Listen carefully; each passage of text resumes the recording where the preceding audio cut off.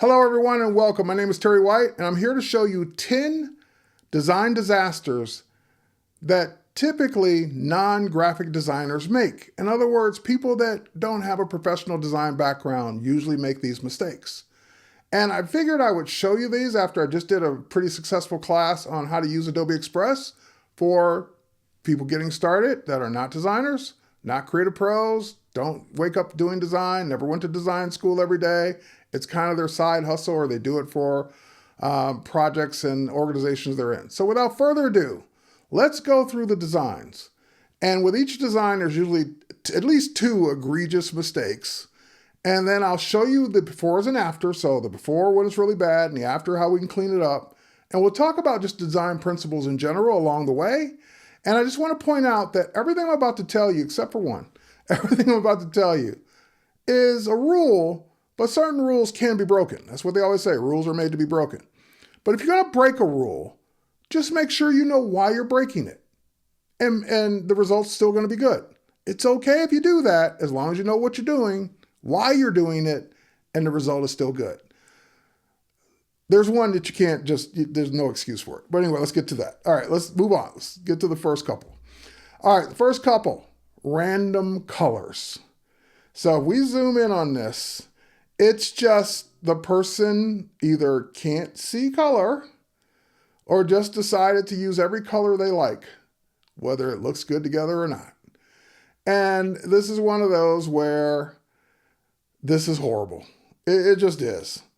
First of all, these are not really great looking colors, and they don't look good together. Like why would you have brown and light pink or pink on this and red and blue? Like, why would that be together?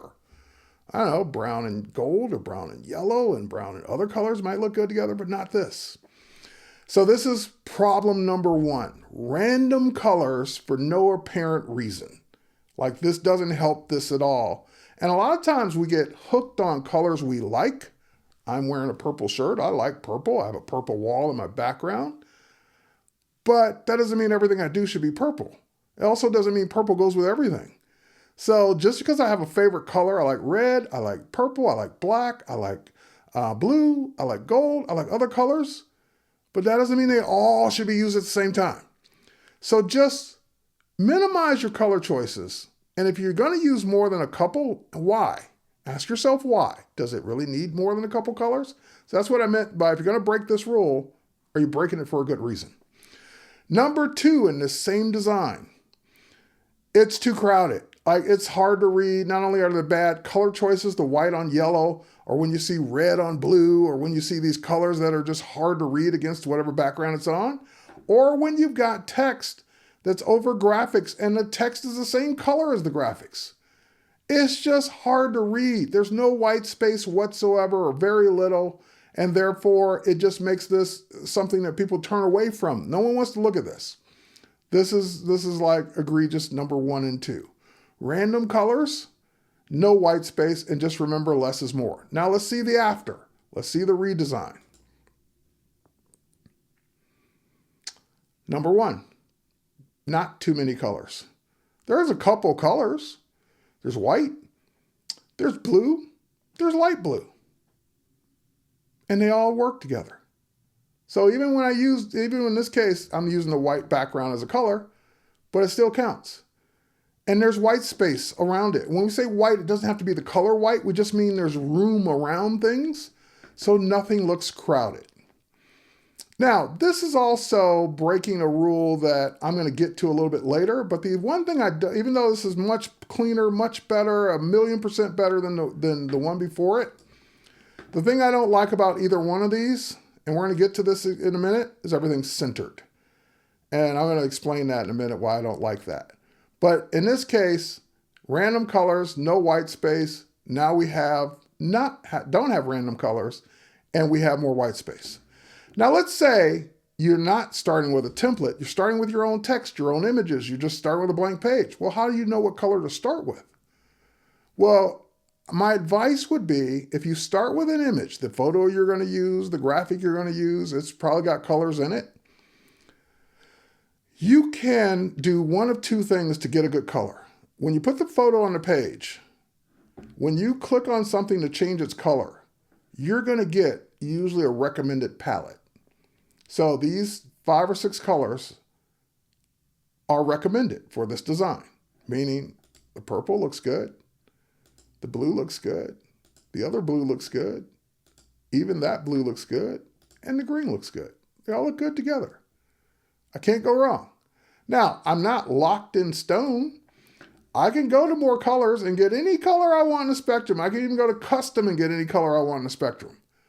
But it's giving me recommended colors that it knows look good together. And that's where I start.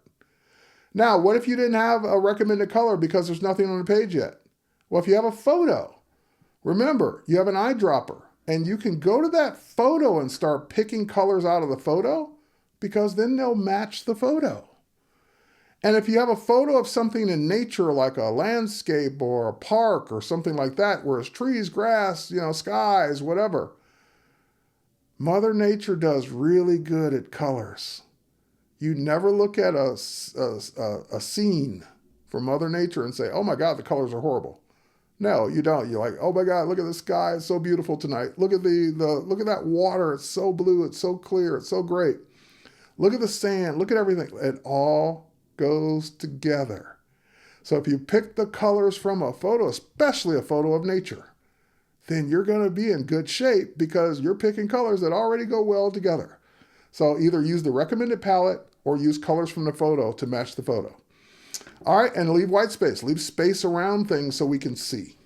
All right, let's go to number 2. Or actually, I'm sorry, number 3. Number 1 was random colors. Number 2 was no white space.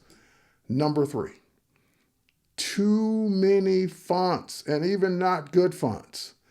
So too many fonts, just like we like a bunch of colors. I like red, I like blue, I like purple, I like so forth and so on. I like this font, I like that font, I like this font. Why do you have them all in the same design? And a lot of times we just pick fonts because, oh, I like that font. But then when you type it out what it's supposed to say, it doesn't look good. For example, I know that says February PTA meeting, but that G doesn't look like a G. It looks like an S. It's just the way that font's designed. So that's not a good font for this choice because it doesn't look like a G. So a lot of times you might pick a font and you're like, yeah, for what I typed, it doesn't look good. And then the other thing, my other pet peeve is when people pick fonts that are hard to read because they're going to be small. These fonts were never designed to be what we call body text. That text that's small that you read, like it's usually a smaller type size. That font was probably designed to be a headline font or something bigger. And then, of course, this one still has random colors. There's red, there's gray, there's blue, there's yellow, there's gold, there's green, there's pink. There's all kinds of random colors here. But that's number 3, too many fonts. And number 4, hard to read text. And everything's centered, by the way, which we'll get to. But hard to read text and just no reason, no rhyme or reason whatsoever why these things are this way. And just bad. Okay, so let's look at a better example of this one. Look at that, night and day. I can read it. The February PTA meeting's easier to read. And the text, body text is easier to read, even though it's a couple different font choices, different colors, that's fine. But everything's easier to read. Now, the only thing I might ask you in this particular case is, do you need that line paper in the background? That's a graphic. Do you need that? Is that helping you? If you say yes, you like it, keep it. But just keep in mind, when I first saw this design, this was a little bit bigger. It was like that. And I fixed it. Because if you're going to have line paper, and we typically teach kids to draw within the lines or stay within the lines when they're writing, then you can't give a bad example of having your font be outside the line. So either A, get rid of the lines if you don't really need it, if it's not helping your case, or if you are going to keep the line paper background graphic, then you got to make everything fit within the lines. Because that's what you would teach the kids to do in this case. This is a PTA meeting, so it's about a school. So in this case, just night and day difference from that. Oh my God, I'm not coming to that PTA meeting if that's what you teach kids, to this. So that was too many fonts and hard to read text, now fixed. Number 5, all the fonts are the same size. So you got Thursday, September 8th is no bigger than picture day, which is no bigger than 2:30 p.m. And then the text about the picture day. Yeah, you can see it all, but no one thing stands out. No one thing's more important than the other because you just basically treated it like word processing and you just made it all default 12 point or 10 point or whatever it is. And it doesn't look good. That's not my problem on this page though. That is number 5, but number 6 bugs me way more. And that's having stretched or badly cropped photos. So in this case, let's look at this guy up here at the top.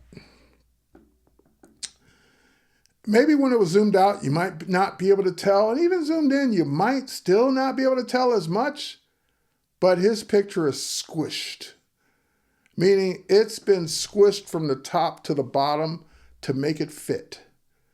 Now, thankfully, Adobe Express doesn't even allow you to do this. I had to go into Photoshop to make this example, but I've seen this for years where people try and make something fit into a space and they stretch it to fit the space. Here's another example that is easy to see. She's been squished sideways. So it's distorted, it's been squished in from left to right, and now she's super thinner than she should be because of the way the photo's been squished. So don't do this to your photos. Luckily, like I said, Express won't let you do it, but if you're in another program, there's never a reason to squish a photo of a person. And this particular one is just bad cropping. So in this case, you have the photo of the 3 people together, and you can see all of the person in the middle, all of the person's face on the right, but then this person's getting cropped off. It's almost like you don't want her to be there. And if you don't want her to be there, then take her completely out. You can go into Photoshop and do that. But if you do want her to be there, then give her her facial features. Never crop off someone's chin. Never crop off someone's limbs, their fingertips, things like that. Never crop off the facial features. So in this case, all you have to do, go to the photo, double click on it, and you can slide it within the crop. So I'm not resizing it, I'm just moving it so that we have everyone's face in the photo. It's okay that we don't see the rest of her body, that's fine, but her face is not being cropped off and no one's limbs are being lost. And no, it's just not badly cropped. Okay, so we fixed that, but here's a better example of the whole thing. There we go. So no stretched photos, no bad cropping, and the text stands out against the other text. Picture day is most important. It's the biggest and boldest, and in all caps. Then you got the date and time. Then you go read the details. So it just makes it easier to read when there's contrast and you can see the difference between things. All right, now we're going to get to number 7 and 8. Yeah, I believe it's 7 and 8 next. Everything is centered and bad alignment. Now, this one I actually fault Adobe Express for. And when I say that, because the default is centered. If you go grab some new text and you just say, hey, yep, I want to type something new. There we go. Add your new text. Now, if I were to double click on this and change it to graduation day 2024. See how it's all centered? And it's just the box is not wide enough, so we'll make the box a little wider. See how that's all centered on each other? And that's the default. Now, you can go change it. You can say after the fact, no, that should be left aligned, or no, that should be right aligned. You can do that. But if you don't change it, you're saying, I hate to say it, and I'm not trying to make anyone feel bad, because I know that a lot of people are seeing this information for the first time, but we call this being lazy. Because if you're not a graphic designer, the easy approach is just to center everything. And then I can't be in trouble because everything's centered. That's not good. The only time I would tell you to center everything is maybe on an invitation, like a wedding invitation, or thank you note, where it's all script font and it's all centered and that looks nice. But for a flyer like this, two problems. All the text is centered on each other, and then nothing's aligned to anything. These are just 3 or 4 random elements on the page that have no relationship to each other. So, number 7 and 8, everything's centered and bad alignment. Now let's go fix it. I'm going to challenge you to always start off with left alignment. If you have a reason to change it to be centered, do so. If you have a reason to change it to be right aligned, do so. But if you want to win points in the design world, left align everything by default. I wish you could change your default and Espresso would stop giving you everything centered by default. But left align for now. So now if we go back and look, nothing's aligned with anything and everything's centered. But now everything's left aligned and everything's aligned on this invisible line on the left-hand side. This guide that kind of says, oh, now everything's nice and beautiful and aligned. You got a smart guide for that. And I would even take it up a notch. You might even make graduation a little bit bigger because you can, and align it on the left or the right side of maybe her hat or even her arm, so that everything looks better. Now I'm going to even challenge you one more time. Now you got a different graduation 24, then the body text, then of course the squiggles. Let's look at one more example. That's even better. Because you've got contrast in the headline, in the date and place, and you've basically made things stand out just by making them different sizes. You kept the same fonts. I didn't change the font. I just made them different sizes. And I made the graduation, which I could even make probably bigger. Make that line up, at least on the right side of her hat. If you still want to keep it centered on the page, you can, because it will give a smart guide letting you know it's been centered. If she needs to move over, she can move over. So that you keep things aligned. So that was 7 and 8. Everything not centered and better alignment. And I just want to also point out, if we go to this text here, oh, hang on, I didn't want to move it. I want to select it. You also not only have alignment, but you have line spacing. And typically the line spacing in Express is very broad, like it's a lot of space in between the lines. Designers will always want to do it a little tighter. They want to do tighter line spacing and tighter letter spacing. It just looks more professional. So just another tip. All right, last but not least, number 9 and 10. And this is, I saved the worst for last. The last one is, remember I told you that you can like maybe make an excuse for any rule that you want to break, except for this last one. This was one you can't break. You cannot break this rule. There's never a good reason for it. But let's go to number 9 first. Number 9, the logo's too big. We're proud of our logos. We're proud of our brand. We're proud. We want everyone to know, hey, it's me. I'm the Terry White brand, and I want my logo big and centered. And we always make a joke in the design world. The client always says, make the logo bigger. You give them a thing to proof. Oh, everything looks good. Can you make the logo a little bit bigger? Because that's an ego thing. They want to stand out. But if you look at professional design, I challenge you to look at everything you've ever seen designed professionally in your house, in your office, on your commute. The logo is either small or you can barely even know that it's by that brand, because everything else is more important.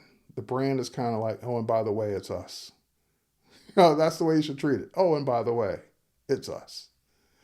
So that's number 9. And also number 9 is just a bad example because the logo isn't properly cut out. Look at that. It's got that big white background behind it and like someone tried to use an eraser to get around it.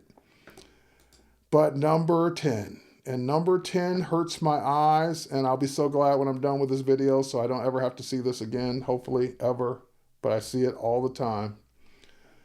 When someone has a script font and they put it in all caps. Ouch. That is literally the biggest trigger for me when I see a bad design. All caps are fine, just not for script fonts. So what you're saying is, I picked this font because it's beautiful. It's cursive. It looks like handwriting. And I'm going to screw it up. And I'm going to make everything all capitals. Don't do that. That's horrible.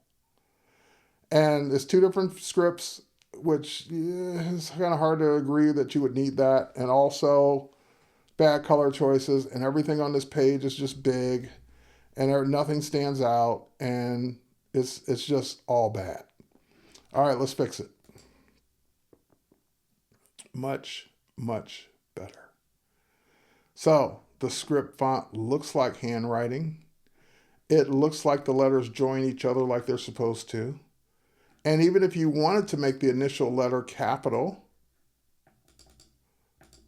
like the S, you could. That's okay. That's fine. You just can't make it all caps. So don't ever, I can't give you an excuse, I can't give you a reason that you would ever put a script font in all caps. And if you want to argue with me, feel free. I'm not going to argue back because I just know your design is going to suck if you put it in all caps as a script. You do you if that's what you want. You think, oh, I got a reason for that, it'll still look okay. It won't. Ask anyone, it won't. So these aren't my rules. I didn't make these up. I just know it looks bad when I see it. Now, you also notice the logo has been made much smaller. Like I said, it's kind of an afterthought, like, oh yeah, and it's by us. And it's been cut out properly, so you don't see a white background around it. Everything on the page has been made a little smaller, so we get a little bit more white space, so we don't have that.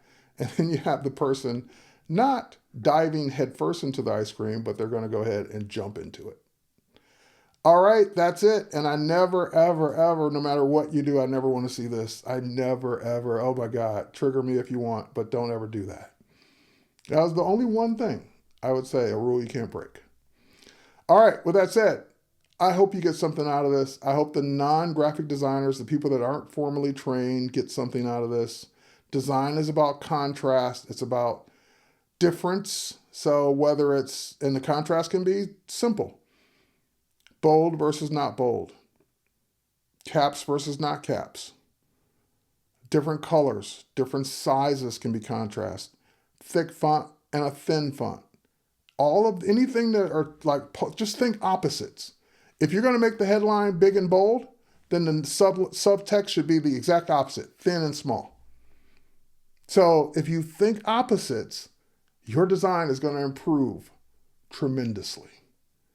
And if you think alignment, like what's aligned on the page, and is it aligned? Like, for example, even this is not great alignment. So I would take all of this and align it. Maybe I'll move it over a little bit. And the back to school is okay. And it's a little thing.